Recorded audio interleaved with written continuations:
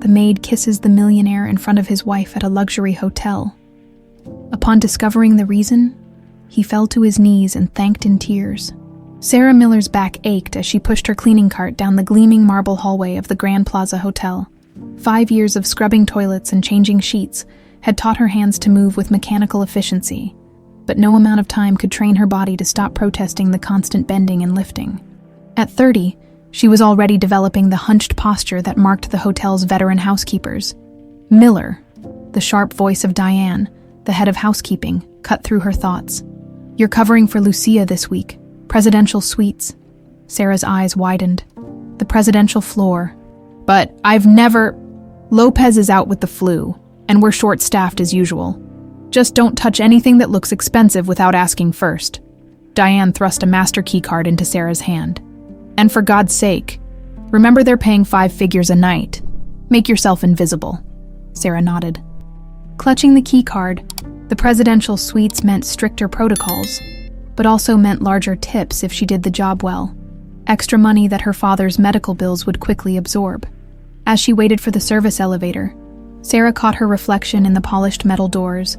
Dark circles underscored her intelligent blue eyes, and her chestnut hair was pulled back in a practical bun. Nothing in her appearance hinted at her background. A nursing degree with a specialization in toxicology, 3 published research papers, and a promising future in medical research.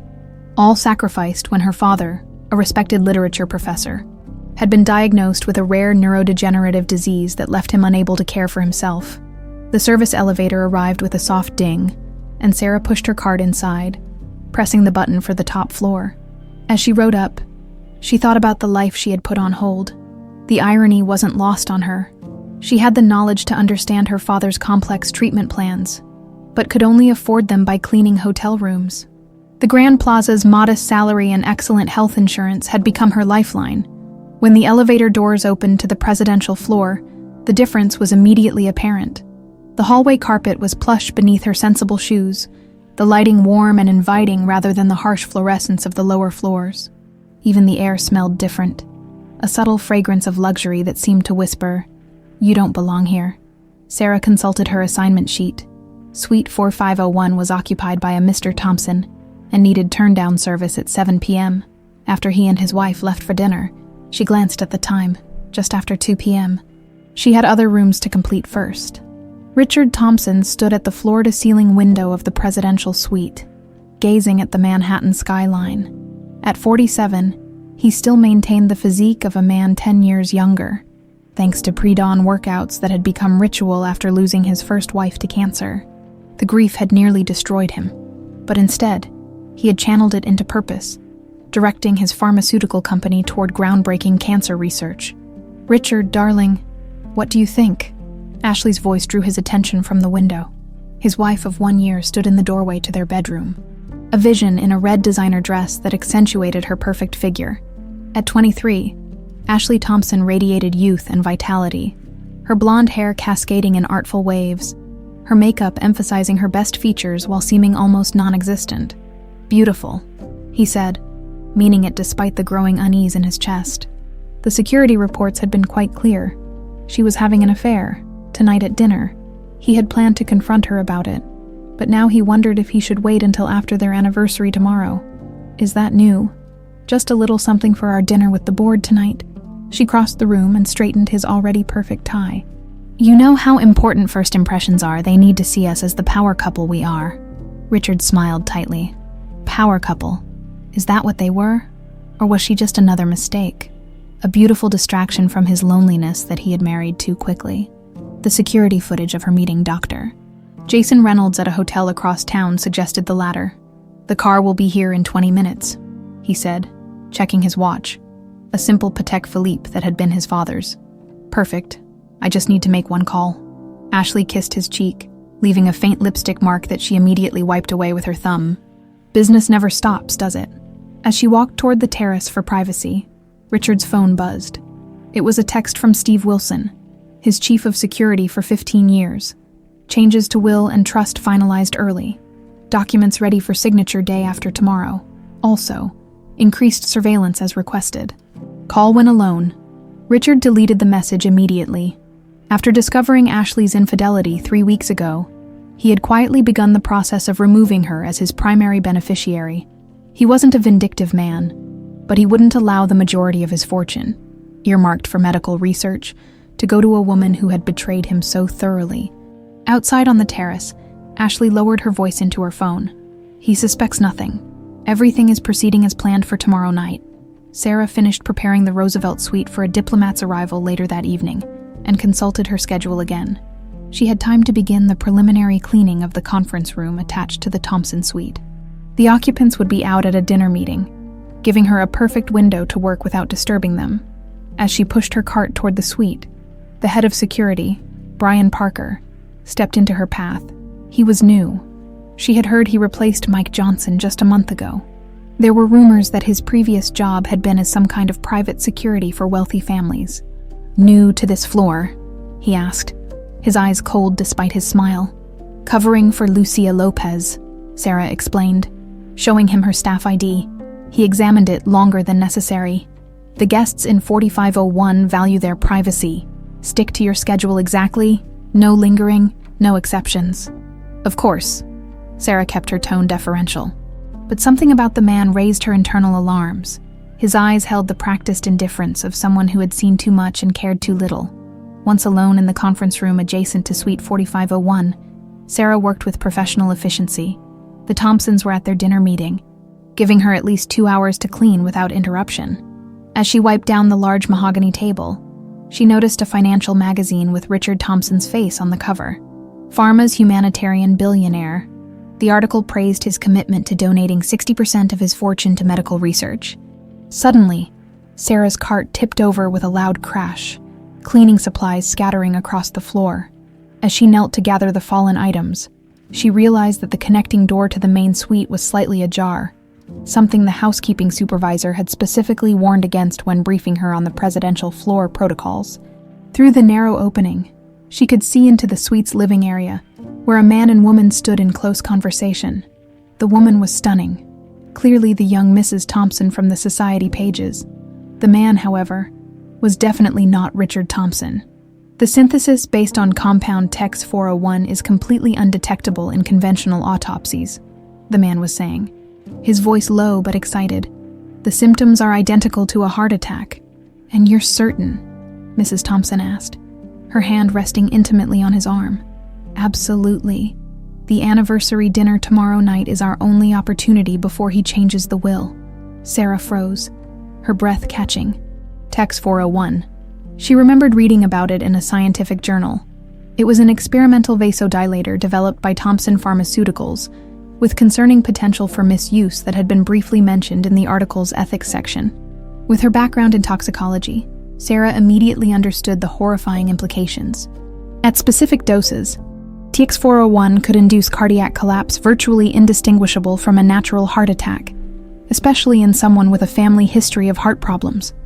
A detail she had overheard Richard Thompson casually mention to a waiter when ordering a low-fat menu option yesterday. She was witnessing the planning of a murder. Sarah's heart hammered against her ribs as she remained frozen on the floor, barely breathing. The bottle of glass cleaner in her hand dripped silently onto the carpet as she strained to hear more. "It's elegant, really," the man continued, his voice carrying the measured tone of someone accustomed to explaining complex concepts. "Once mixed with the tannins in red wine, the compound becomes fully activated. After consumption, it takes approximately 45 minutes to begin working. By then, we'll be long gone, having made our excuses about an emergency at the lab." "And what about the timing, Jason?" Mrs. Thompson asked. Sarah could now see the woman's manicured fingers tracing patterns on the man's lapel. "You're sure it will appear natural? That's the beauty of it. The symptoms present exactly like cardiac arrest. Given Richard's family history of heart problems, no one will question it." He lowered his voice. "By the time the medical examiner even gets involved, there won't be any trace of TX401 left in his system. It metabolizes completely within 6 hours."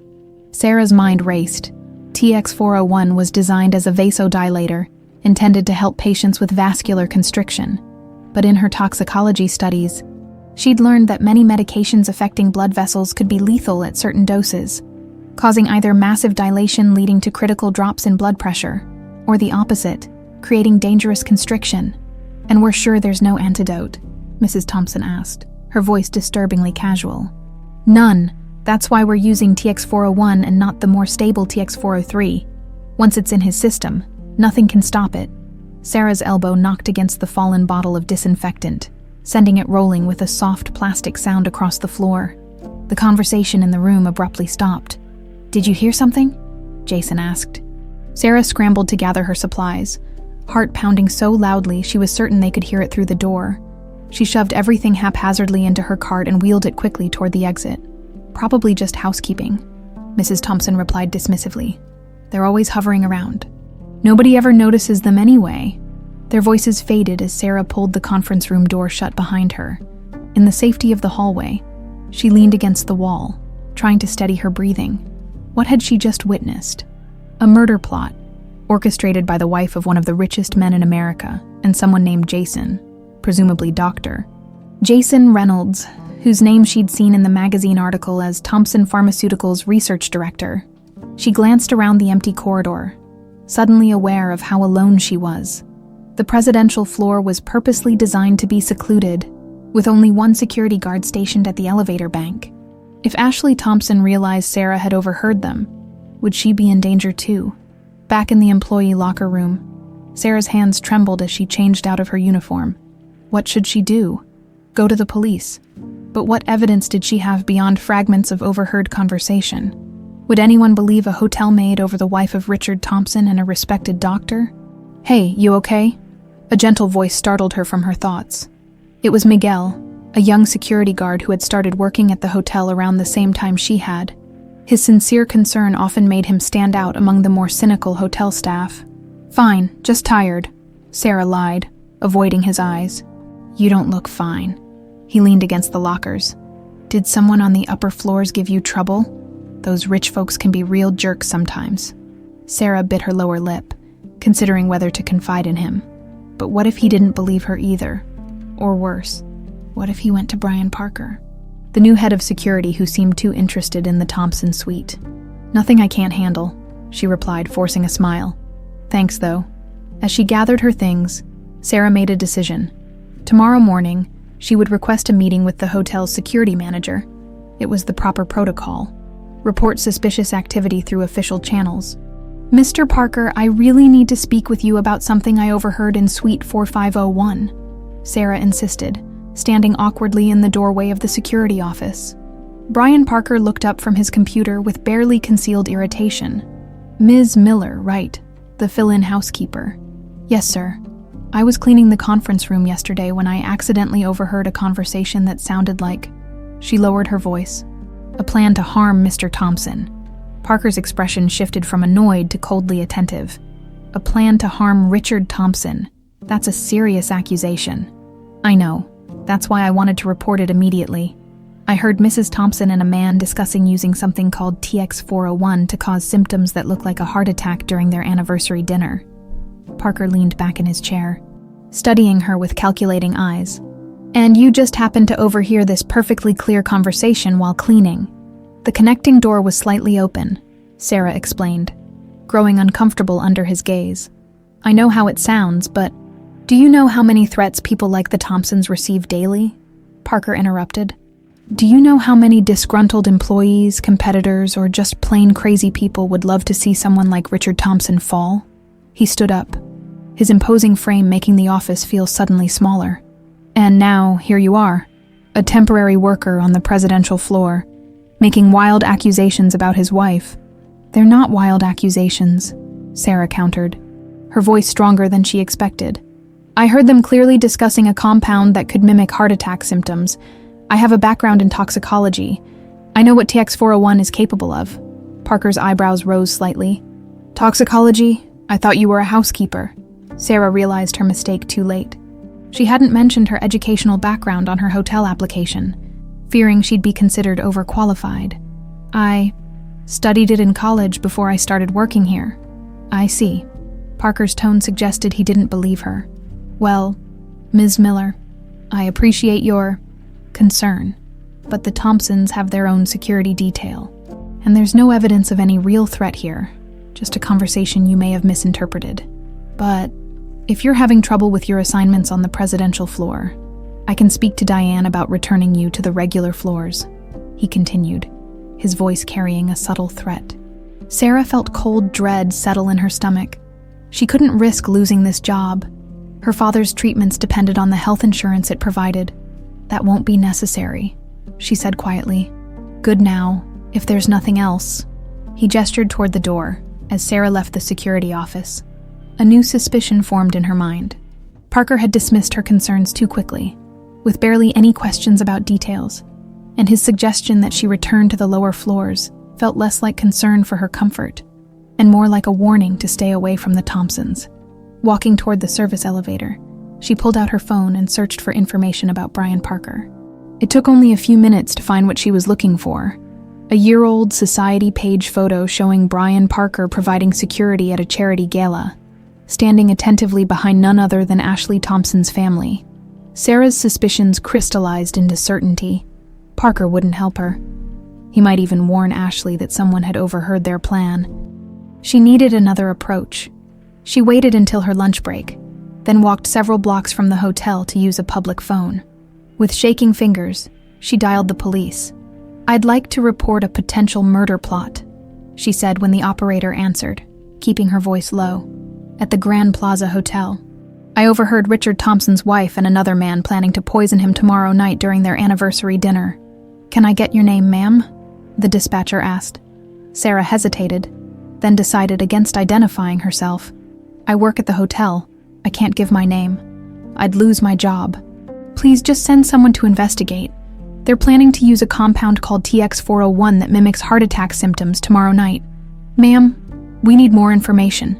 But Sarah had already hung up, her heart racing. She'd done what she could through official channels, but something told her it wouldn't be enough. If she wanted to stop what was coming, she might have to take matters into her own hands. Sarah returned to the Grand Plaza with a knot in her stomach. Her anonymous call to the police had left her feeling both relieved and terrified. What if they took her seriously and investigated? What if they didn't? What if they somehow traced the call back to her? The afternoon dragged as she cleaned rooms on the lower floors, her mind constantly returning to what she'd overheard. By 4 o'clock, she'd made a decision. She needed more evidence, something concrete that the police couldn't ignore when her supervisor wasn't looking. Sarah switched her cleaning assignment schedule, trading with another housekeeper to get access to the presidential floor again. It was risky, but she needed to get back to that suite. "You owe me big time," Marta whispered as they exchanged keycards. "Floor 6 has that family with the triplets. Place looks like a hurricane hit it." "I'll cover your weekend shift," Sarah promised, pocketing the presidential floor keycard as she rode the service elevator up. Sarah's nursing training kicked in. Steady breathing, calm assessment, clear action plan. She would check the trash in the Thompson suite. People often discarded incriminating evidence without thinking. The hallway was quiet when she arrived. Most guests out enjoying Manhattan in the late afternoon. She knocked on the suite door, standard protocol, and called out, "Housekeeping," after waiting the required 15 seconds with no response. She used her keycard to enter. The presidential suite was immaculate, already serviced by the morning staff. Sarah pushed her cart in anyway, pretending to do a turn-down service that wasn't scheduled for hours. She moved quickly to the bathroom, where the trash hadn't yet been emptied, carefully using gloved hands. She examined the contents: tissues, cotton pads with makeup remover, a crumpled shopping receipt. Nothing unusual.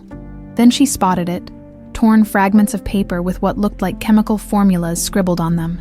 She carefully pieced several fragments together, revealing a letterhead watermark from Thompson Pharmaceuticals. Her heart racing, Sarah used her phone to take pictures of the fragments. As she did, she heard the electronic beep of a keycard in the main door. Panic shot through her. She quickly returned the trash to its bin and grabbed fresh towels from her cart, adopting the practiced movements of a housekeeper at work. Ashley Thompson walked in, stopping short when she saw Sarah. "What are you doing here? Turndown isn't until 7, she said sharply. Sarah kept her eyes downcast. The way she'd learned made rich people more comfortable, as if looking directly at them was an intrusion. "I'm so sorry, Mrs. Thompson. There was a mix-up in the schedule. I'll come back later." Ashley studied her with narrowed eyes. "Have we met before?" No, ma'am. I normally work the lower floors, Sarah replied, fighting to keep her voice steady. I'm just covering for someone today. Well, I need privacy now. Come back at the scheduled time. Of course. Mrs. Thompson, Sarah gathered her supplies, painfully aware of Ashley watching her every move. As she pushed her cart toward the door, Ashley's phone rang. Jason, I told you not to call this number. Ashley snapped into the phone, completely ignoring Sarah now. Yes, everything's still on for tomorrow night. Sarah slipped out, her heart pounding. She now had photos of suspicious chemistry notes and had overheard another incriminating conversation. But would it be enough? Back in the staff area, Sarah examined the photos she'd taken. The chemical formula was partially visible, along with handwritten notes about dosage and timing. One fragment included the words, administration via red wine, and undetectable after 6 hours. She was no longer just suspicious. She was certain. But who would believe her? The police had apparently dismissed her anonymous call. Parker was clearly connected to Ashley's family. She needed someone impartial with authority who would take her seriously.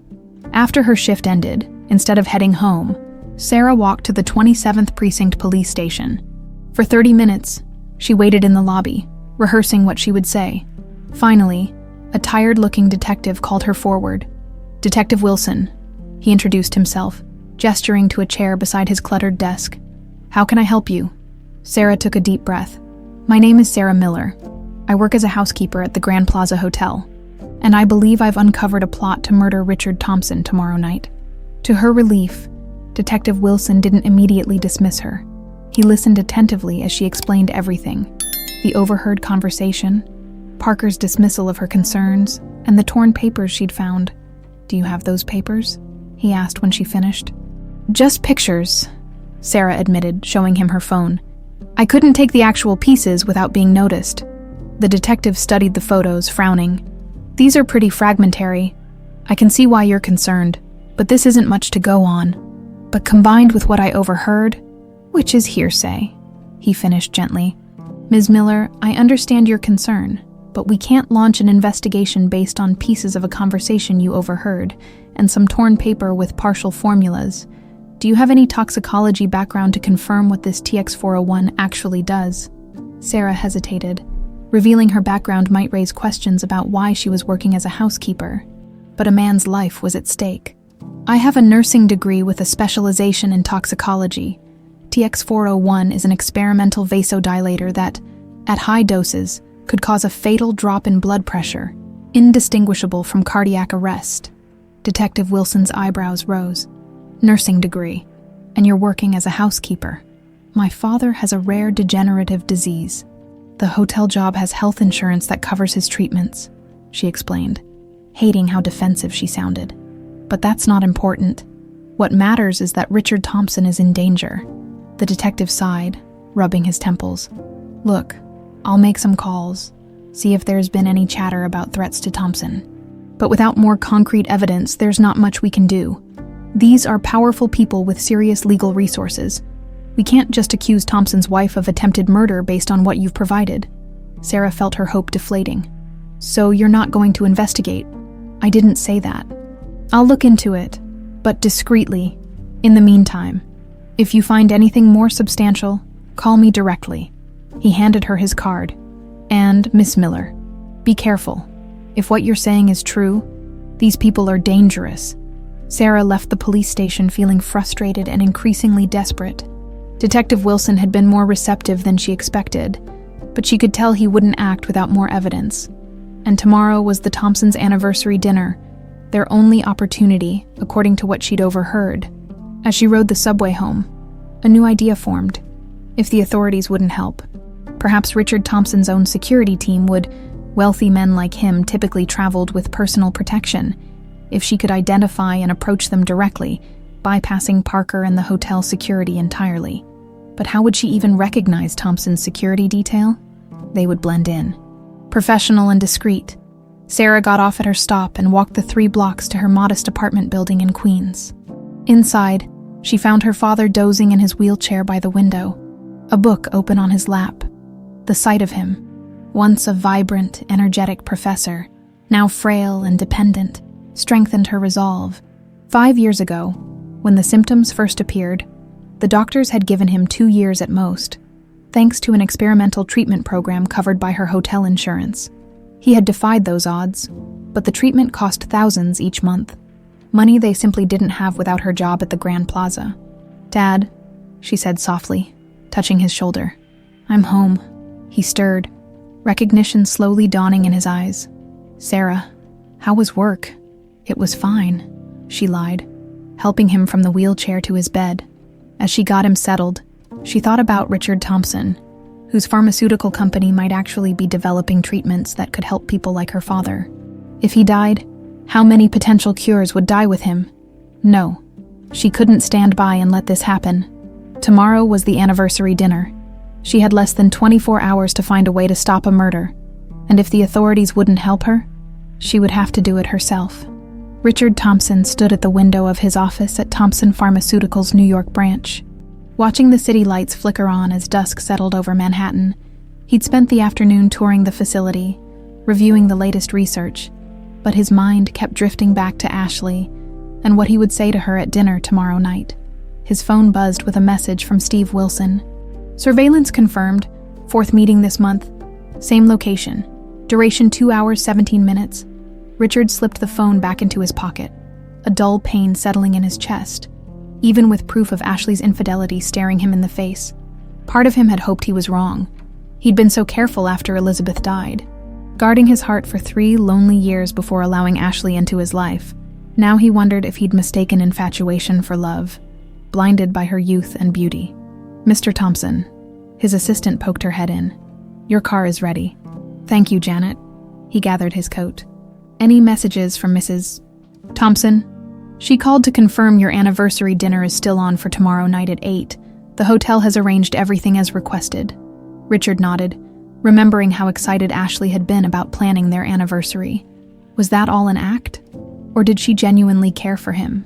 Despite her betrayal either way, after tomorrow's dinner, everything would change. Across town, Dr. Jason Reynolds nervously adjusted microscope settings in his private lab at Thompson Pharmaceuticals. The small vial of Tex 401 sat hidden in a secret compartment of his desk drawer. He'd developed the compound as a potential breakthrough vasodilator, but its properties had led him to an unexpected discovery. At precise dosages, it caused symptoms identical to cardiac arrest, while metabolizing quickly enough to evade detection. He hadn't intended to create a perfect murder weapon. But when Ashley had approached him 6 months ago, rekindling their college romance with a passionate intensity he couldn't resist, things had spiraled out of control. Her plan had seemed simple at first: enjoy their affair while maintaining appearances. But when she discovered Richard was planning to donate most of his fortune, leaving her with only a small percentage, everything changed. "It's not greed," she'd insisted during their last meeting. "It's what's fair. I've given up my career, my independence, and now he's going to leave it all to strangers." Jason adjusted his tie, trying to ignore the guilt gnawing at him. He'd loved Ashley since medical school, before she'd transformed herself into the sophisticated socialite who caught Richard Thompson's eye. He still remembered her then. Ashley Blackwood, the ambitious daughter of once wealthy aristocrats who'd lost everything except their name and connections. They'd met at a campus mixer. He, the brilliant scholarship student with dreams of changing medicine. She, using her family's last resources to secure the education that would restore their fortunes. Their relationship had been intense, calculating on her part, adoring on his. When she'd left him after graduation for more advantageous connections, he'd been devastated now. Looking at the vial that would seal Richard Thompson's fate, Jason wondered who he'd become. A murderer, certainly, but also a fool. Dancing to Ashley's tune just as he had in college. His phone vibrated, a text from Ashley. "Everything on schedule for tomorrow, remember? It must look natural." Jason replied with a thumbs-up emoji, his stomach churning. There was no turning back now. Sarah sat cross-legged on her bed, searching for information about Richard Thompson on her laptop. Her father had fallen asleep after dinner, giving her time to research. She'd found several articles about Thompson's philanthropic work following his first wife's death from an aggressive form of cancer. In interview after interview, he spoke passionately about dedicating his company's resources to developing affordable treatments. A recent piece highlighted his pledge to donate 60% of his personal fortune to medical research, billions of dollars that could revolutionize treatment for countless diseases, including, perhaps, her father's. Sarah pulled up another article. This one, a Society page piece about Thompson's whirlwind romance and marriage to Ashley Blackwood. The daughter of a distinguished but financially challenged aristocratic family, they'd met at a charity gala, dated for just 3 months, and married in a private ceremony in the Hamptons. The photo showed Ashley gazing adoringly at her new husband, looking at her perfect features and practiced smile. Sarah felt a chill. How could someone plan to murder the man standing beside her, beaming with genuine happiness? Digging deeper, Sarah found older articles about Ashley from her modeling days. She'd been climbing the social ladder systematically, each relationship advancing her status until the ultimate prize, marriage to Richard Thompson. And then there was Dr. Jason Reynolds, whose name appeared in Thompson Pharmaceuticals' press releases as their brilliant young research director.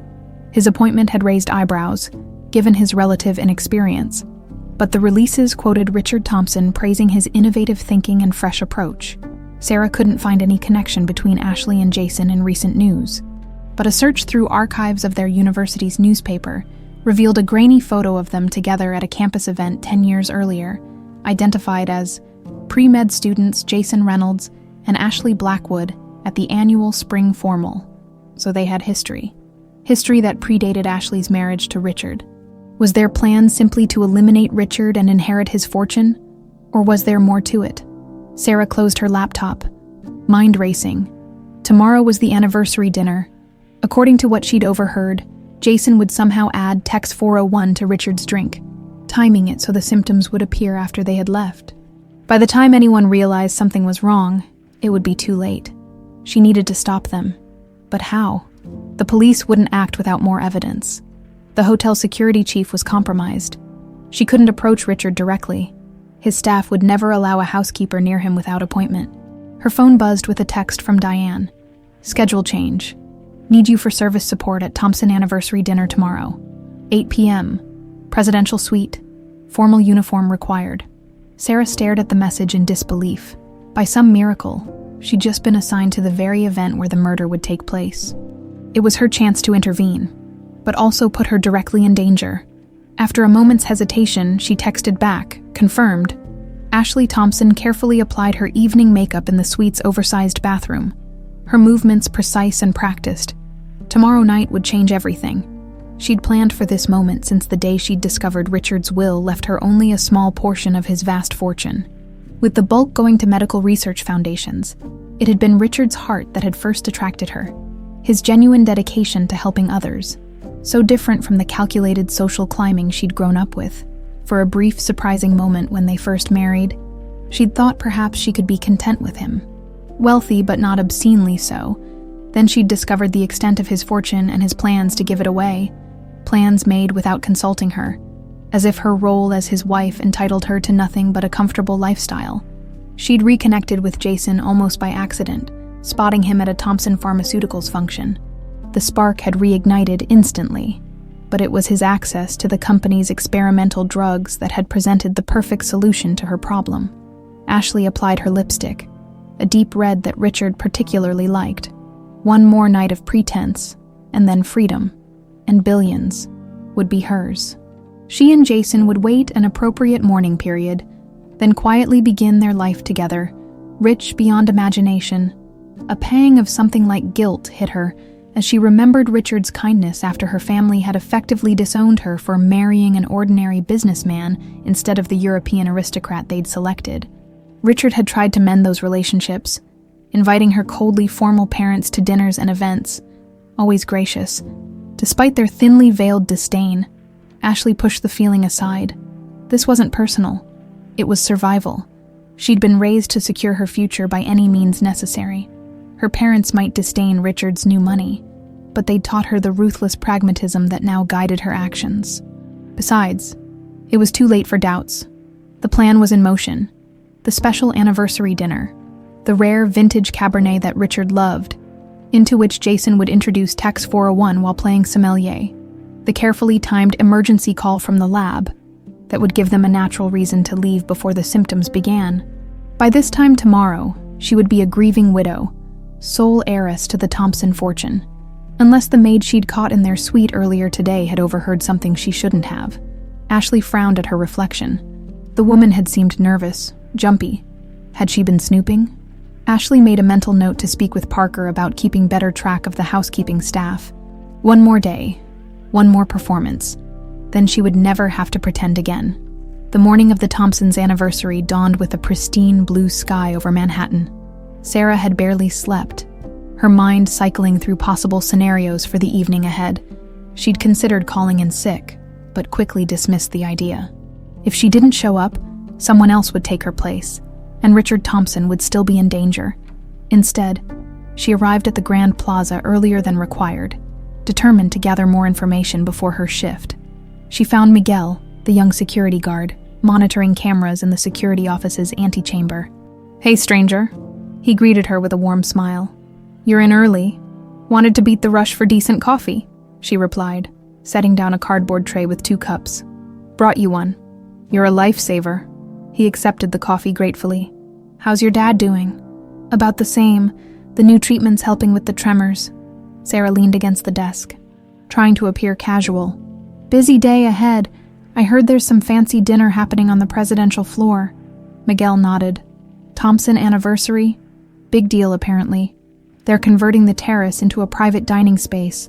Chefs doing a custom menu, special wine service, the works." "Sounds romantic," Sarah said. "Who's handling security for that?" "Parker's overseeing it personally. Plus, there's the Thompson security team. Serious guys, ex-military or federal. They're already doing sweeps of the presidential floor." He lowered his voice. "Between us, Parker's being weird about it. Restricted the regular security feed access. Said it's for guest privacy." Sarah's pulse quickened. "So you can't monitor the cameras up there tonight. Only Parker and his deputy can view those feeds." Miguel frowned. "It's unusual protocol, but the Thompsons are high profile. Do you think?" Sarah hesitated, choosing her words carefully. "Could I maybe see what the terrace setup looks like? I'm on service duty tonight, and I want to make sure I understand the layout." Miguel glanced around, then quietly typed something on his keyboard. "Just for a minute. Don't tell anyone I showed you." The monitor displayed a bird's-eye view of the presidential suite's terrace. Workers were setting up an intimate table for 2, positioning it to showcase the stunning Manhattan skyline. A small service station was being assembled in one corner of the terrace. "That's the service area where you'll be," Miguel said, pointing. "They're keeping staff minimal for privacy. Just one person manning that station. One sommelier for the special wine service, and the executive chef personally overseeing each course." Sarah studied the layout, memorizing every detail. "Where does the sommelier enter from?" "Through the main kitchen, I think. They're bringing up a special vintage that Mr. Thompson requested." "Perfect." Sarah thought. That must be how Jason planned to gain access, posing as the sommelier to personally serve the poisoned wine. "Thanks, Miguel. This helps a lot." She straightened up, preparing to leave. "Hey, Sarah." Miguel's expression turned serious. "Is everything okay? You seem, I don't know, on edge." For a brief moment, Sarah considered telling him everything, but involving Miguel would put him at risk too. "Just nervous about serving the Thompsons," she lied. "Don't want to mess up." By late afternoon, the presidential floor was buzzing with activity. Sarah, now dressed in the hotel's formal service uniform, helped stock the small service station on the terrace with extra napkins, water, and backup table settings. From her position, she had a clear view of both the intimate table and the entrance from the suite. As she worked, she overheard the executive chef talking to his sous chef near the doorway. "Mr. Thompson specifically requested the 82 Chateau Margaux to be served after the main course," he was saying. "Apparently, it's the same vintage they had on their first date. That's when we'll serve the special dessert," the sous chef asked. "Exactly. The timing needs to be perfect, Mrs. Thompson wants the staff to be practically invisible. They'll have a buzzer if they need anything." So that was the plan, Sarah realized. The poisoned wine would be served with dessert. After the main course, Jason would somehow substitute himself for the sommelier, serve the wine, and then he and Ashley would leave before the symptoms began. As she finished preparing the service station, Sarah noticed a stocky man in a well-tailored suit examining the terrace doorways.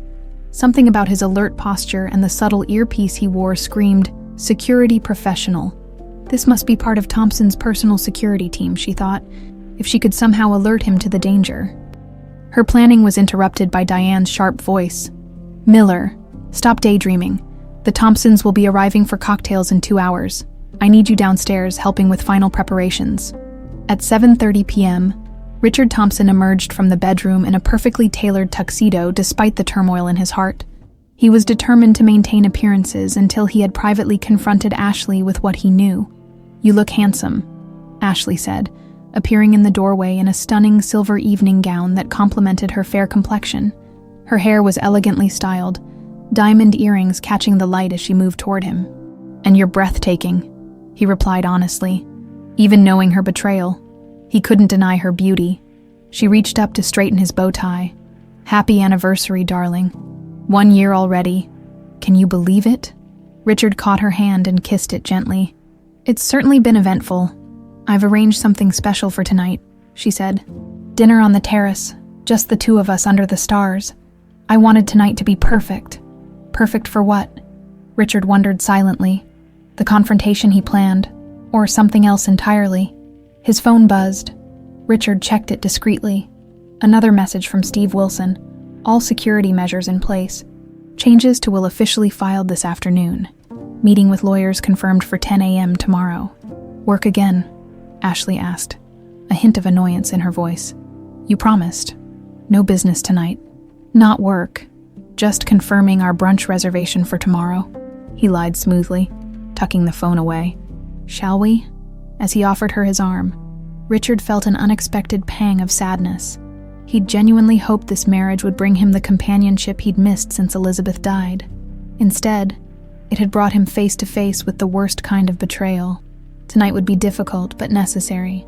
And tomorrow, he would begin rebuilding his life. Alone once more, but wiser. Downstairs in the staff staging area, Sarah stood rigidly as Diane conducted a final inspection of the service team. Her heart was pounding so hard she feared others might hear it. "Remember, this is one of our most important clients," Diane was saying. "Absolute discretion is required. You are to be invisible unless specifically called upon." As the staff dispersed to their positions, Sarah caught sight of a man she recognized from Thompson Pharmaceuticals' website photos. Dr. Jason Reynolds, dressed in the formal attire of the hotel's sommelier staff. Complete with a perfectly replicated name tag, he was speaking quietly with Brian Parker in a corner, their heads bent close together. So Parker was involved too, Sarah realized with growing alarm. Her options for intervention were narrowing by the minute. "Miller," Diane's voice snapped her back to attention. "You're stationed at the service alcove. Do not enter the terrace unless summoned.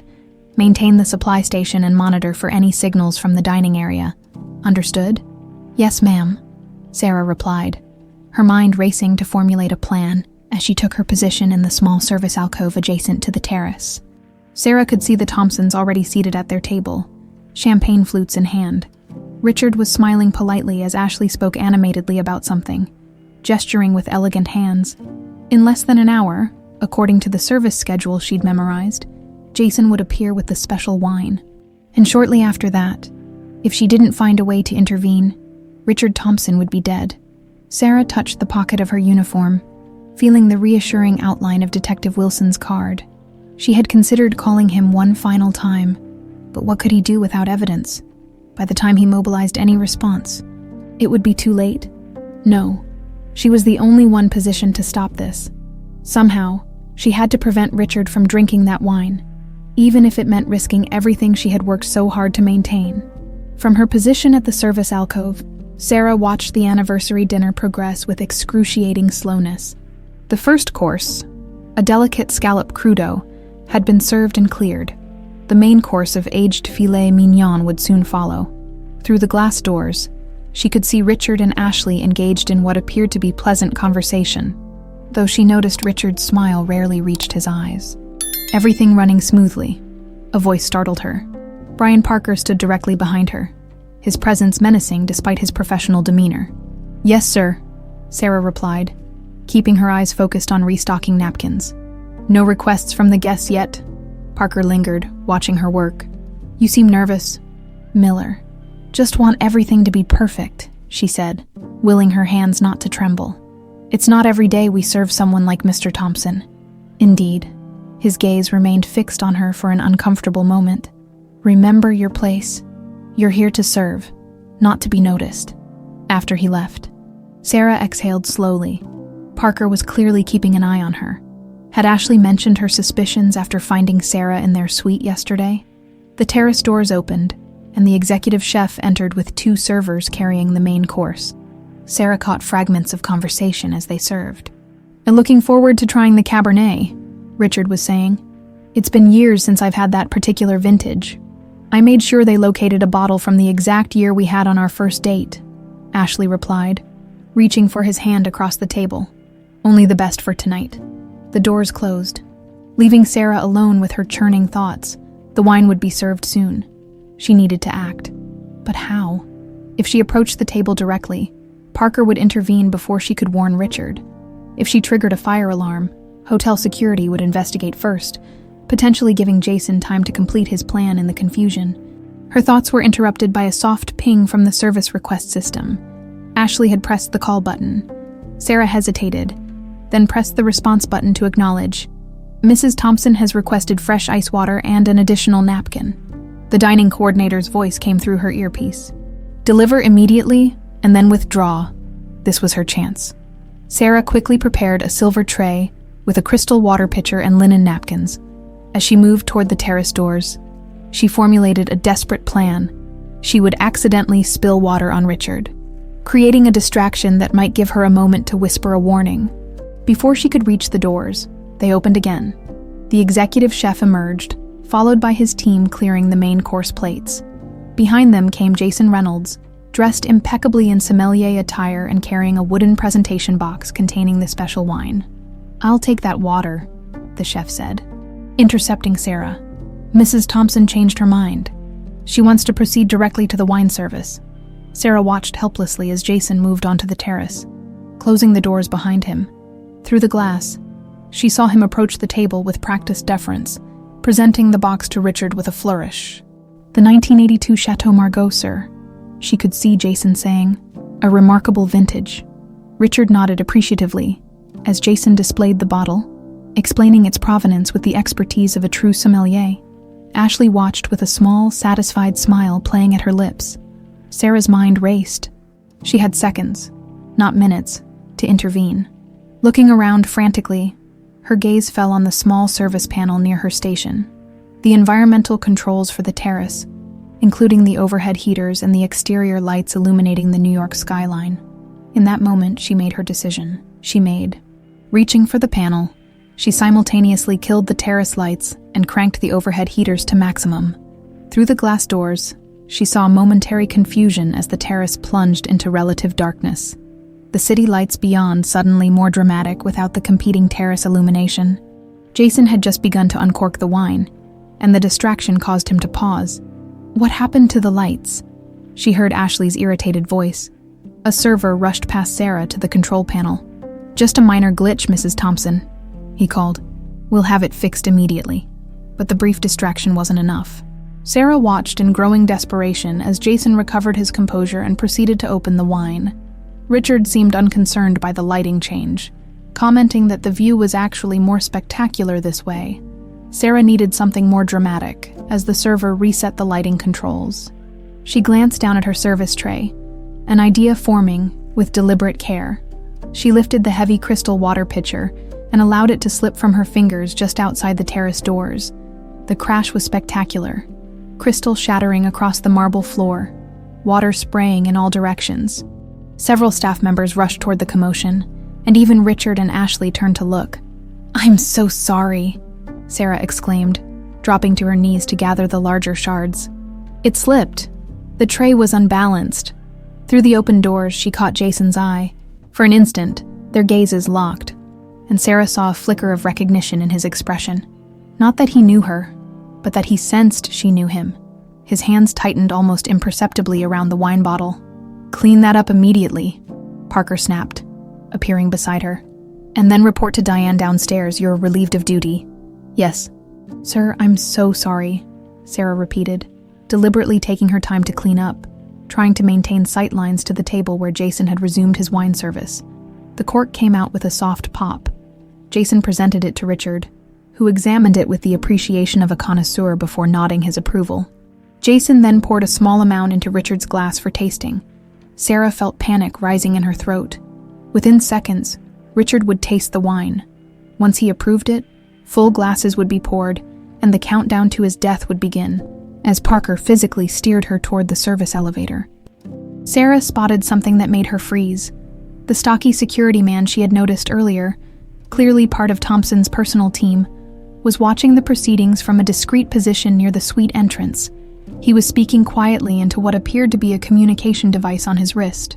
"Move!" Parker ordered, his grip tightening on her arm.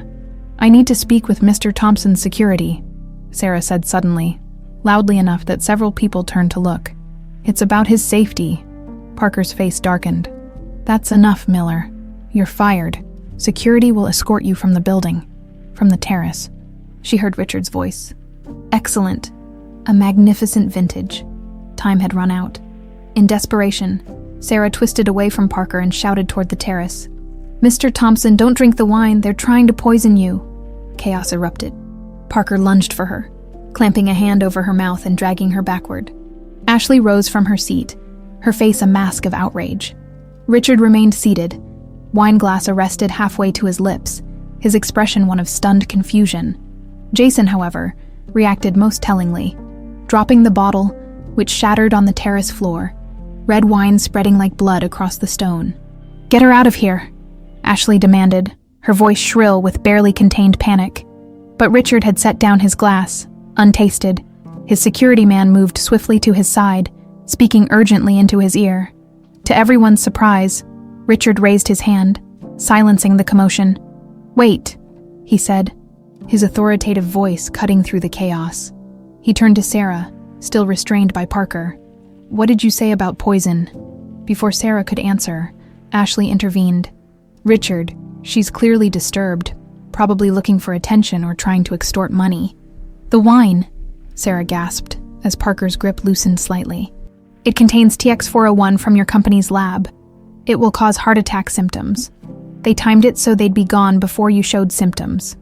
A heavy silence fell over the terrace. Richard's expression remained unreadable as he looked from Sarah to his wife, and then to Jason, who had gone deathly pale. That's absurd," Jason stammered. "This woman is clearly delusional." Richard turned to his security man. "Steve, secure that glass. No one touches it." Steve Wilson nodded, carefully placing Richard's wine glass into a clear evidence bag he produced from his jacket pocket. "Richard, you can't possibly believe this." "This Maid over me," Ashley said, her voice trembling slightly. "I don't know what to believe yet," Richard replied calmly, "but I do know that TX401 is a highly restricted compound from our experimental laboratory. The fact that this young woman knows about it at all is concerning." He turned back to Sarah, his gaze intense but not unkind. "Who are you, and how do you know about TX401? Parker's grip on Sarah tightened painfully as the room fell into a tense silence. Everyone's eyes were fixed on her, some curious, others hostile. Richard Thompson's penetrating and assessing. "My name is Sarah Miller," she said, her voice steadier than she felt. "I work as a housekeeper here, but I have a nursing degree with a specialization in toxicology. 2 days ago, I overheard Mrs. Thompson and Dr. Reynolds discussing how they would use TX401 to poison you during your anniversary dinner." "That's preposterous," Ashley exclaimed, her face flushing. "Richard, you can't possibly believe—" "Let her speak," Richard said quietly, raising his hand again. His face remained composed, but Sarah noticed his security man, Steve, had moved to block the terrace exit, effectively trapping everyone in place. "I was cleaning the conference room adjacent to your suite," Sarah continued, wincing as Parker's fingers dug into her arm. "The connecting door was ajar. I heard them discussing how TX401 would cause symptoms identical to a heart attack, especially given your family history of cardiac issues. They said it would be undetectable in an autopsy, and that tonight was their only chance before you changed your will. A flash of something, surprise, perhaps, crossed Richard's features before he masked it again. "This is outrageous," Jason said, but his voice trembled slightly. "Mr. Thompson, I've served your company faithfully for years. This woman is clearly unstable. If I'm unstable, why did you drop the wine bottle when I shouted? Sarah challenged. And why has Mrs. Thompson's face gone white? Test the wine. Mr. Thompson, what do you have to lose? Enough. Ashley's composure cracked. Richard, are you really going to listen to a maid over your own wife? This is obviously some pathetic attempt at extortion. Richard studied Ashley for a long moment, his expression unreadable. Then he turned to Steve. Call the lab. Have them send a portable testing kit immediately. Already done, sir, Steve replied, never taking his eyes off Jason. Should be here in 15 minutes. I've also alerted the rest of the security team. They're securing the exits. This is ridiculous, Ashley said, her voice rising. I'm not staying here to be insulted by the help. She grabbed her clutch purse and started toward the door, but Steve shifted to block her path. I'm afraid I need everyone to remain until we've sorted this out, Mrs. Thompson, he said firmly. Ashley's eyes widened. You're detaining me, or on our anniversary, based on the ravings of a housekeeper. Not detaining, Richard corrected calmly. Just seeking clarity. If Miss Miller is mistaken, we'll offer our sincere apologies and compensate her for any distress. If she's not. He let the sentence hang unfinished in the air. Parker finally spoke, his voice tight with controlled anger. Mr. Thompson, as head of security for the Grand Plaza, I must object to this treatment of our guests. Mrs. Thompson is right. This woman has been acting strangely for days. Just yesterday, she was caught snooping in your suite when she shouldn't have been there. Sarah felt a chill run through her. I was there on assignment, and you know perfectly well I reported my concerns to you, Mr. Parker. You dismissed them and threatened my job. Richard's eyebrows rose. Is this true? Of course not, Parker scoffed. She's making things up as she goes. Actually, a new voice joined the conversation. She did report it. Everyone turned to see Miguel standing in the doorway, his young face determined despite his obvious nervousness. You're out of your jurisdiction, Vega, Parker snapped. Return to your post immediately. Miguel stood his ground. I overheard Miss Miller report her concerns to you yesterday morning. Sir, you told her she was inventing stories and threatened to have her reassigned. A tense silence fell over the terrace. Richard turned back to Sarah, his gaze more focused now. Miss Miller, you said you have a background in toxicology. Yes, I completed my nursing degree with a specialization in toxicology at Columbia. I was working toward an advanced degree when my father became ill. I took this job because of the health insurance it provides. And how exactly do you know about TX-401?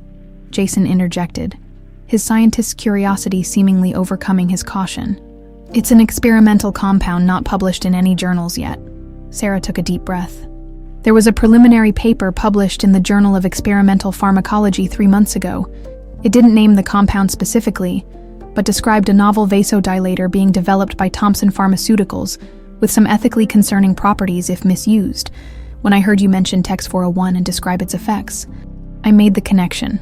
Richard nodded slowly, impressed despite the circumstances. Very few people would have pieced that together. Richard, Ashley said, her voice suddenly soft and wounded. You can't seriously believe I would try to harm you. Everything I've done has been for us, for our future together. For the first time, uncertainty flickered across Richard's face. Sarah could see the conflict in his eyes, the logical evidence versus the emotional pull of wanting to trust someone he had chosen to love. The moment was broken by the arrival of 2 men in suits, carrying what looked like a portable laboratory case. Perfect timing, Steve said, taking the case from them. Thank you, gentlemen. Secure the perimeter, please. With practiced efficiency, Steve opened the case and removed several items, including what appeared to be testing equipment. He carefully extracted a sample from the wine in Richard's glass, as well as from the puddle on the floor where Jason had dropped the bottle. This will take a few minutes, he explained, working with the precision of someone with laboratory experience. The test is specifically calibrated for compounds in the TX-400 series, among others. While they waited, an uncomfortable silence settled over the terrace. Ashley remained close to Jason, though trying to appear as if they were merely standing near each other by coincidence. Parker had finally released Sarah's arm, but remained directly behind her, a physical reminder of her vulnerable position. Miss Miller, Richard said suddenly, regardless of what happens next, I want to thank you for your courage. Not many people would risk their livelihood on a suspicion, especially when the stakes were so high. I couldn't just stand by, Sarah replied simply. Not when someone's life was in danger. Sir? Steve interrupted, his voice tight. The preliminary test is positive for TX401. The revelation hit the terrace like a thunderclap. Richard's face hardened as he turned to Ashley and Jason. Is this true? He asked, his voice dangerously quiet. Jason broke first. It was her idea, he blurted, backing away from Ashley. All of it.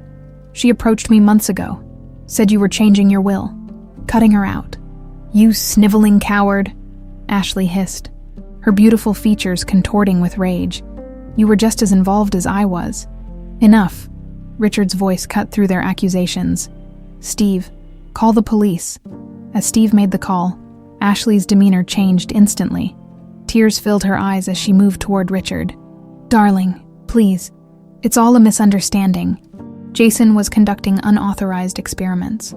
I suspected something was wrong, which is why I was asking him those questions the maid overheard.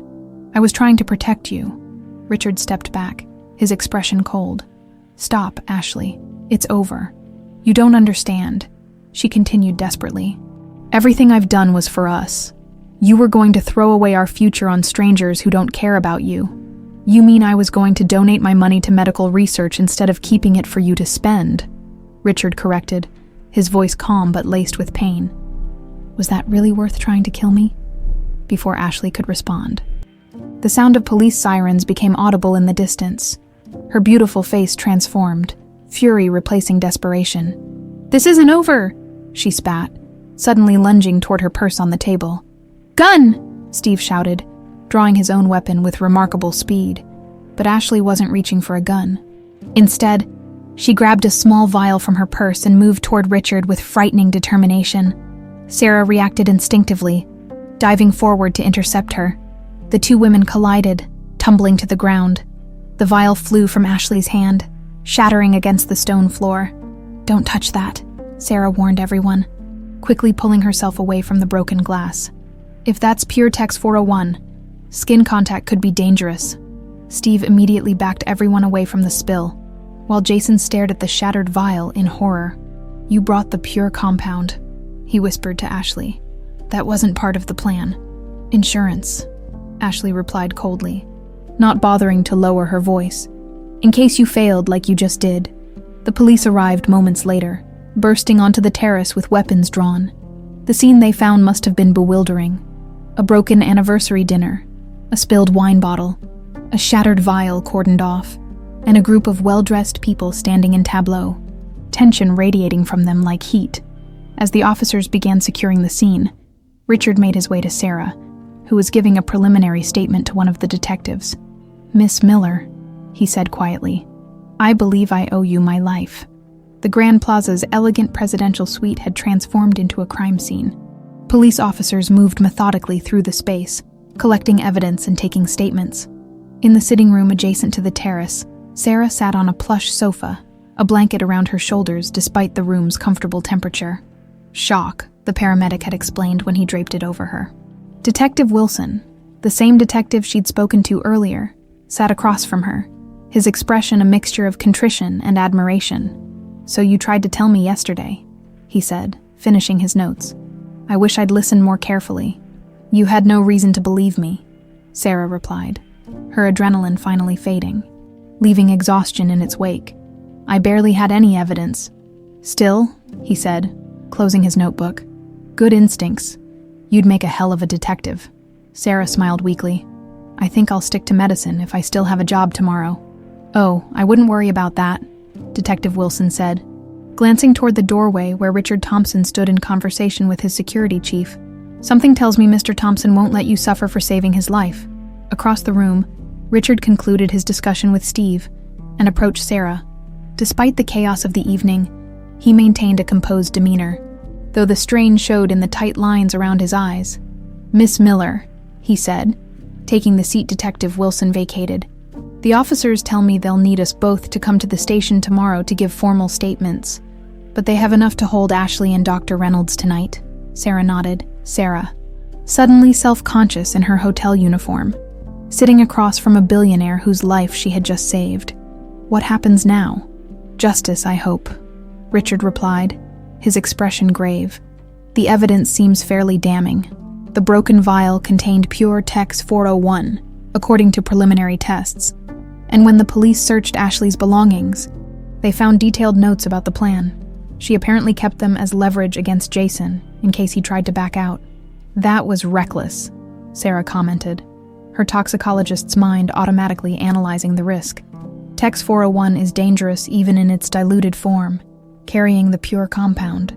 She was always one for calculated risks, Richard said with a bitterness that suggested he was reevaluating many past interactions. Though perhaps not as calculated as she believed. He was silent for a moment, then continued with visible effort.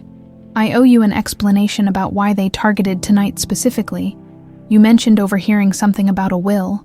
Sarah nodded hesitantly. They said tonight was their only opportunity before you changed your will. They were right. Richard's voice was steady, but Sarah could sense the pain beneath. I recently discovered Ashley's affair with Jason. I've spent the last few weeks quietly changing my estate plans to remove her as primary beneficiary. The changes were finalized yesterday, much earlier than expected. I had planned to confront her about the affair after our anniversary dinner. His laugh was devoid of humor. I suppose she had her own plans for the evening. I'm sorry, Sarah said softly, understanding the double betrayal he had suffered. Don't be. Your actions prevented a terrible outcome. He studied her with renewed interest. Steve told me you recognized the danger of the broken vial immediately and warned everyone away. That kind of quick thinking under pressure is rare. Sarah shrugged, uncomfortable with the praise. My toxicology training, though I never imagined I'd be using it like this. Your background is impressive. Columbia nursing with toxicology specialization. That's a challenging program. May I ask why you're working as a housekeeper?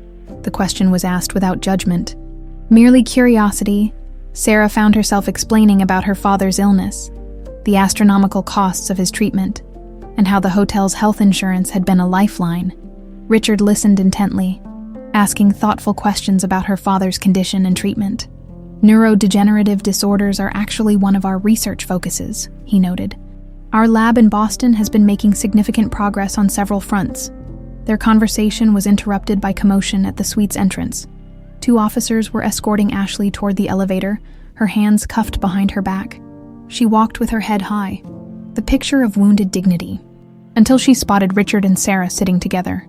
You'll regret this, she called out, her composed facade cracking. Both of you? Richard didn't respond, but Sarah noticed the slight tightening of his jaw as he watched his wife being led away. Jason followed minutes later, his scientific arrogance replaced by shell-shocked disbelief as the reality of his situation set in. After they were gone, Brian Parker was next to be escorted out, though not in handcuffs. Detective Wilson approached Richard and Sarah as Parker left. We're taking Parker in for questioning, he explained. Preliminary investigation doesn't suggest he knew about the murder plot, but there's evidence he was feeding information about your schedule and security to Mrs. Thompson. Plus, he deliberately ignored Miss Miller's warning. I knew something was off about him, Sarah murmured. He seemed too invested in keeping me away from the Thompsons. He was on Ashley's family payroll before taking the hotel position, Steve added, joining the conversation. We found transactions dating back months. Apparently, she planted him here to monitor Mr. Thompson's activities and control access to him.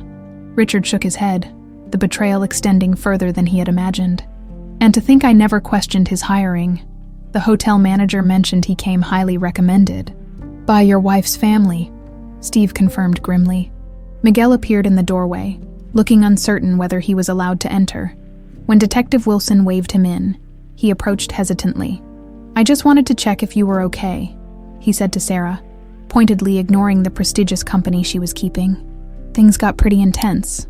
I'm fine, Sarah assured him with a grateful smile. Thank you for speaking up about Parker. That was brave. Miguel shrugged. Not as brave as what you did. They're talking about you downstairs. The housekeeper who saved Richard Thompson. He grinned suddenly. Diane looks like she's about to have a stroke, trying to decide whether to fire you for causing a scene or promote you for saving a VIP. Richard chuckled, the sound surprisingly warm after the evening's events. I think I can help settle that dilemma. The Grand Plaza won't be firing Mrs. Miller.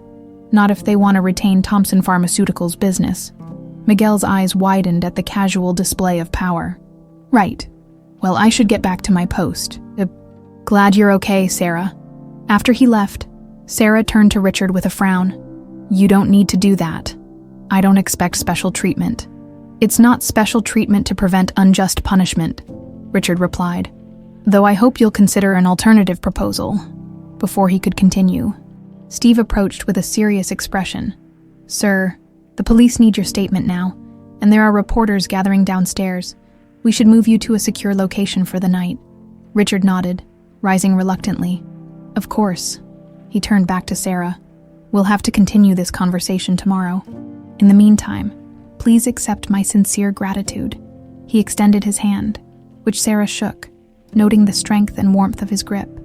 My team will arrange transportation home for you and ensure you have legal representation for tomorrow's statements, should you need it, he added. That's not necessary, Sarah began. But Richard cut her off gently. Please, it's the least I can do. After he left with Steve, Sarah remained seated, trying to process the evening's events. The presidential suite, which had intimidated her that morning with its luxury and exclusivity, now seemed strangely hollow, a beautiful stage for ugly human dramas. Detective Wilson approached again, offering to escort her downstairs. There's a service elevator we can use to avoid the press, he explained. They're already running with the story. Billionaire's wife arrested in murder plot. By morning, they'll have your name too. Sarah felt a wave of dizziness at the thought. Her quiet, careful life was about to become very public. What happens now? She asked, echoing her earlier question to Richard, but this time with a different meaning. Detective Wilson considered her for a moment. Now, you go home, get some rest, and prepare for your 15 minutes of fame after that, he shrugged. Something tells me your life is about to change significantly. Miss Miller, people with your combination of intelligence, training, and moral courage tend to find themselves with unexpected opportunities. As Sarah rode the service elevator down to the staff area to collect her belongings, she thought about her father waiting at home, about the medical bills piling up on their kitchen table, and about the years of study and ambition she had set aside to care for him. For the first time in a long while, she allowed herself to feel something she had carefully suppressed, hope that perhaps her future might still hold some of the promise it once had. 3 weeks after the failed murder attempt, Sarah sat in the visitors' area of the Manhattan detention complex, nervously smoothing her simple dress. She wasn't entirely sure why she had accepted the request to visit Ashley Thompson, but something, curiosity perhaps, or a need for closure, had compelled her to come. When Ashley entered, Sarah barely recognized her. Gone were the designer clothes and perfect makeup, replaced by a standard-issue jumpsuit and a face stripped of artifice. Yet even in prison attire, Ashley maintained a certain poise that spoke of her privileged upbringing. I didn't think you'd come, Ashley said as she sat across from Sarah. The reinforced glass between them a tangible reminder of their circumstances. Neither did I, Sarah admitted. Ashley studied her with calculating eyes. You've gotten a lot of attention since that night. The heroic housekeeper with the secret medical background who saved Richard Thompson. Her tone was mocking. But Sarah detected something else beneath it. Perhaps envy. That wasn't my intention, Sarah replied evenly. I just couldn't let him die. How noble. Ashley leaned forward slightly. Do you know why I asked you here? Sarah shook her head. Curiosity. I wanted to see the woman who destroyed everything I'd worked for. Ashley's perfect features hardened. Do you have any idea how long I planned? How carefully I positioned myself to secure my future? And then you, a nobody, ruined it all because you happened to be cleaning at the wrong moment. You tried to murder your husband, Sarah said quietly. I'd say you ruined things yourself. Ashley waved this away dismissively. It was business, not personal. Richard was going to throw away billions on strangers while leaving me with crumbs. What was I supposed to do? Not commit murder, Sarah suggested, incredulous at Ashley's rationalization. A flicker of genuine emotion, possibly remorse, crossed Ashley's face before her mask of cool indifference returned. You know what the irony is. If I'd just waited a few more months, filed for divorce like a good girl, I probably would have walked away with millions, enough to live comfortably for the rest of my life. Then why didn't you? Because it wouldn't have been enough, Ashley said simply. Not after I understood the true scope of his fortune, and because... She hesitated, a hint of vulnerability showing through. Because Jason and I had history. We had plans before Richard, before I understood what real wealth could be. Sarah felt an unexpected pang of sympathy for the woman across from her. Despite her heinous actions, Ashley had been raised to see relationships as transactions, wealth as the ultimate goal. In her distorted worldview, her actions had made a perverse kind of sense. The Da is offering me a deal, Ashley continued. 25 years if I testify against Jason. They think he was the mastermind because of his access to the drug. Was he? Ashley's laugh was hollow. Jason doesn't have the spine to mastermind anything. He was just a lovesick fool who never got over me. Her expression hardened again. But why should I protect him when he folded immediately, trying to pin everything on me? Sarah had no answer for that. After a moment of silence, she asked, "Is that why you wanted to see me? To tell me about your plea deal?" "No." Ashley leaned forward, her voice dropping to a near whisper. "I wanted to ask about Richard. The press says you two have gotten close." The insinuation in her tone made Sarah bristle. "Mr. Thompson offered me a job with his foundation and a scholarship to complete my medical education. That's all." It wasn't entirely all. Sarah had indeed been spending time with Richard, initially consulting on his foundation's new toxicology research initiative, then gradually in more personal settings. But whatever was developing between them was new and fragile, something Sarah was reluctant to define, especially to Ashley. "I see." Ashley's knowing smile suggested she didn't believe Sarah. "Well, a word of advice from someone who knows him intimately. Richard likes fixing broken things. Right now, you're his project, the struggling nurse who saved his life. But once you're fixed, he'll get bored." "I'm not broken," Sarah replied firmly. "And I'm not a project."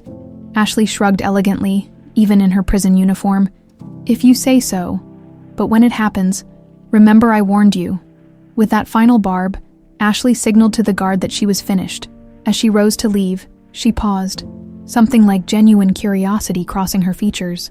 "One last thing. Why did you do it? Risk your job, your security, for a man you didn't even know?" Sarah considered the question carefully. "Because it was the right thing to do, and because every life has value, regardless of bank account size." Ashley stared at her for a long moment, as if trying to decipher a particularly complex puzzle. "How exhausting it must be to live with such principles," she finally said, before turning to follow the guard back to her cell. "How was it?" Richard asked when Sarah met him for dinner that evening. He had been surprisingly supportive of her decision to visit Ashley, though he had declined to do so himself. "Strange," Sarah admitted, settling into her chair at the small Italian restaurant they both preferred for its privacy and excellent food. "She seems almost detached from what she did, like it was just a business decision gone wrong, not attempted murder." Richard nodded, a shadow crossing his face. "Ashley has always been remarkable at compartmentalizing. It's what made her such an effective social climber." He smiled ruefully. "And what made me miss all the warning signs." "It wasn't your fault," Sarah said gently, reaching across the table to briefly touch his hand. "She fooled everyone, including Jason, who'd known her for years." "Speaking of Jason," Richard said, clearly ready to change the subject. "The prosecutor called today. He's accepted a plea deal as well, 15 years with possibility of parole after 10, in exchange for full cooperation regarding the theft of TX-401 and testimony against Ashley." 15 years seems light for attempted murder, Sarah observed. "The prosecutor thinks a jury might be sympathetic to his claim that he was manipulated by Ashley. Plus, his testimony will help secure a longer sentence for her." Richard's expression was grim. "The silver lining is that this whole ordeal has exposed vulnerabilities in our lab security protocols. We're implementing sweeping changes to prevent anything like this from happening again." They fell into comfortable conversation about Richard's company and Sarah's studies. With his support, she had enrolled to complete her medical degree, focusing on toxicology and pharmacology. The scholarship he had established covered not only her tuition, but also provided for her father's care, freeing her to focus on her education full-time. "I visited my father after seeing Ashley," Sarah said as they shared a tiramisu. His new neurologist thinks he might be a good candidate for that clinical trial your Boston lab is running. Richard's eyes brightened. That's excellent news, Doctor. Abernathy is brilliant. If anyone can help your father, it's her team.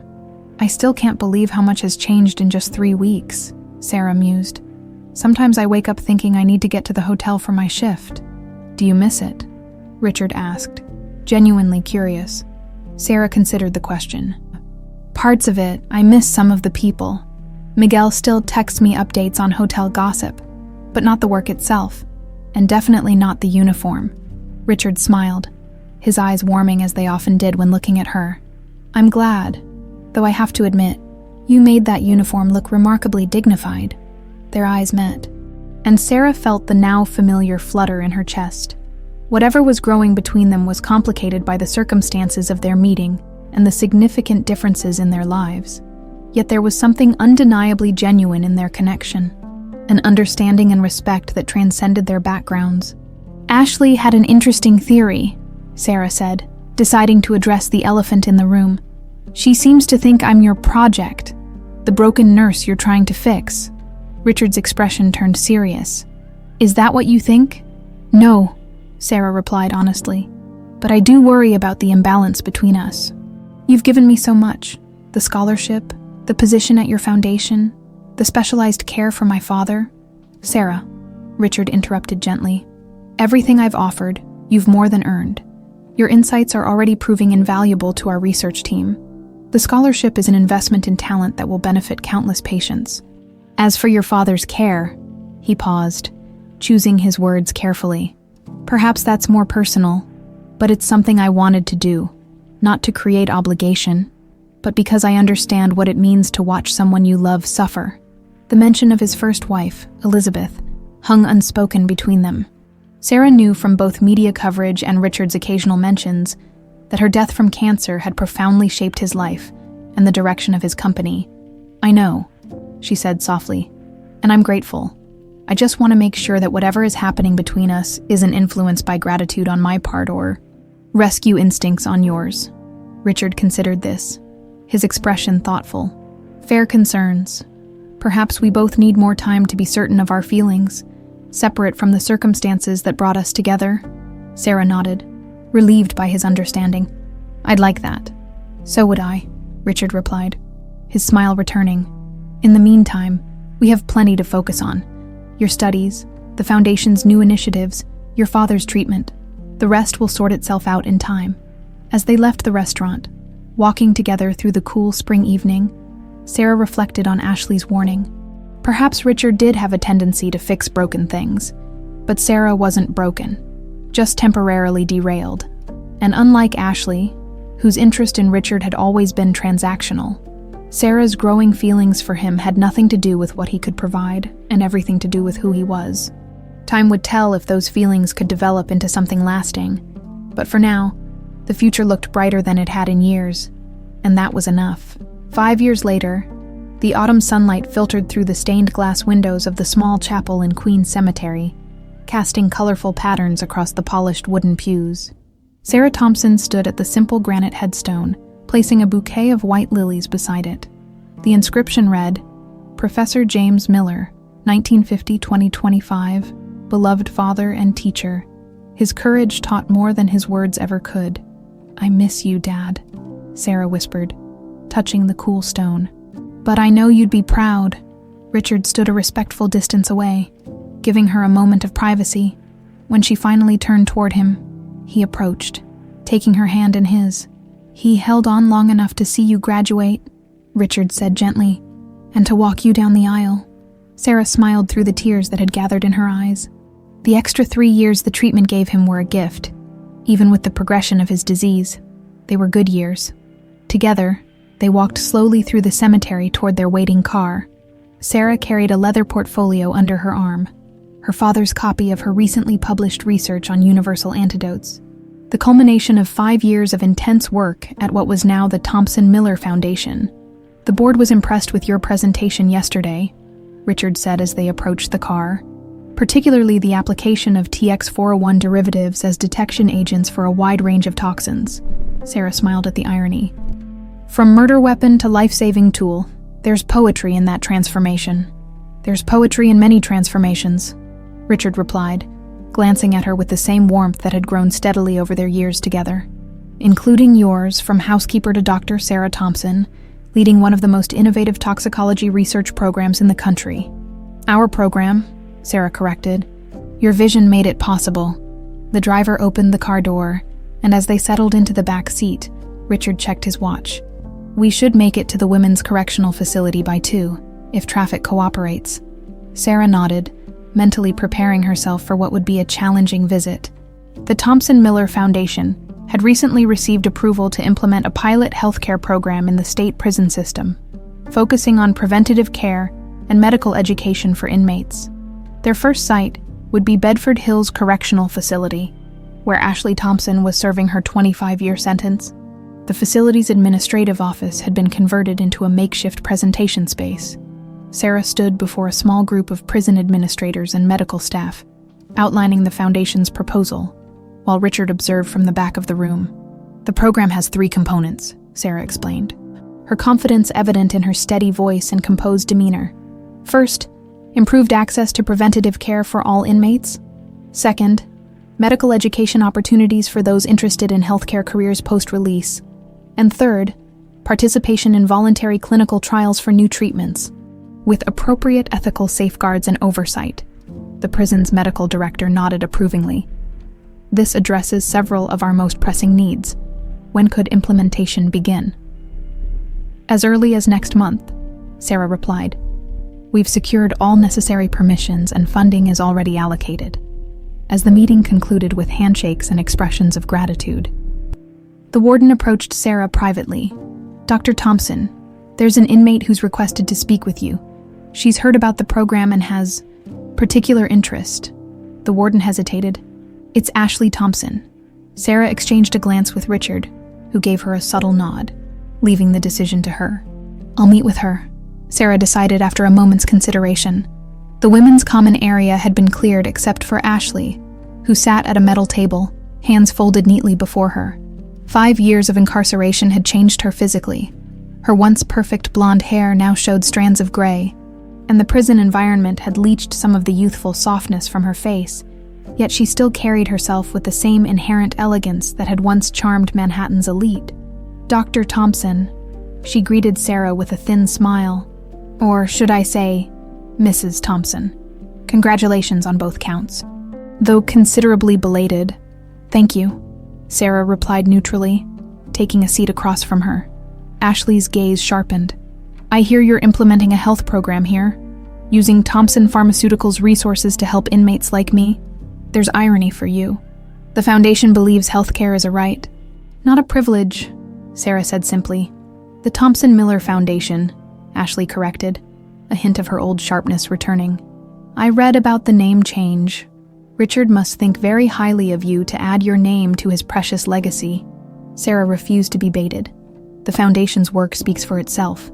We've made significant advances in treatments for several conditions, including your former father-in-law's heart disease, and my former cellmate's breast cancer, Ashley added unexpectedly. She was part of your preliminary trial here last year. Complete remission now. A flicker of something like respect crossed her features. I hear you personally developed that protocol. It was a team effort, Sarah demurred. Ashley studied her for a long moment. You know, I've had a lot of time to think in here about choices, consequences. She glanced around the institutional space. About what true wealth really is. And what conclusions have you reached? That I was both very clever and incredibly stupid. Ashley's laugh held no humor. Clever enough to manipulate everyone around me. Too stupid to recognize what actually mattered. She leaned forward slightly. Do you know what I do here now? I work in the prison medical unit as an assistant. Turns out I have a knack for calming nervous patients. Sarah couldn't hide her surprise. That's good. It's something, Ashley corrected. A way to pass 20 more years. She tilted her head curiously. Why did you agree to see me today? Sarah considered the question carefully. Because I believe people can change, even those who've made terrible mistakes. How magnanimous of you, Ashley said. But the expected sarcasm didn't quite materialize. Instead, her voice held a note of genuine curiosity. You have everything I wanted now. Richard, his fortune, his name, his respect. Does that ever bother you? I never wanted your life, Ashley, Sarah replied honestly. I only couldn't allow you to take his, and your own. Every day I'm grateful I was in that hallway, not just for Richard and for the lives we've helped through the foundation, but for you too. Even here, you still have a chance to find purpose. Everyone deserves that opportunity. Something flickered across Ashley's perfect features, perhaps the closest thing to genuine emotion Sarah had ever seen from her. Such a clear moral compass. It must be exhausting, but the words lacked their former bite. As Sarah prepared to leave, Ashley added quietly, "When the program starts, I'd like to participate in the medical training portion, if that's allowed." Sarah nodded. "I'll make sure it is." The drive back to Manhattan was quiet, both Sarah and Richard absorbed in their thoughts. Finally, Richard broke the silence. "How was she?" "Different," Sarah replied thoughtfully. "Still Ashley, but there's something else there now. Maybe the beginning of reflection." Richard nodded, unsurprised. People can surprise you, given enough time and the right circumstances. Speaking of which, he pulled an envelope from his jacket pocket. "This came for you at the foundation office today." Sarah opened it to find a handwritten letter from Miguel Vega. Now, Dr. Miguel Vega, having graduated from medical school the previous spring, the young security guard who had backed up her story 5 years ago had been inspired by her example to pursue his own long-deferred dream of becoming a doctor. "He's accepted the fellowship position at our research center," Sarah said, smiling as she read. "Starting next month." "The circle completes itself," Richard observed, one act of courage continuing to ripple outward. As their car wound through the streets of Manhattan toward their home, Sarah reflected on the extraordinary chain of events that had brought her to this moment. A night shift change, an opened door, a conversation overheard. Such small, seemingly random occurrences that had altered so many lives forever. She thought of her father, whose dignity in illness had inspired the foundation's focus on patient-centered care. Of Ashley, whose spectacular fall might yet lead to meaningful redemption. Of Jason, who, according to prison reports, was teaching science to fellow inmates while serving his sentence. Of Miguel, whose life had been transformed simply by witnessing courage in action. And of Richard, whose hand now held hers, whose strength and vision complemented her own, creating something greater than either could have achieved alone. "What are you thinking about?" he asked, noticing her contemplative expression. "How the most unexpected detours sometimes lead us exactly where we're meant to be," Sarah replied, thinking of all they had built together from the ashes of betrayal. "Not just the love we found, but the purpose we've created," as the sun set over the city, bathing the skyline in golden light.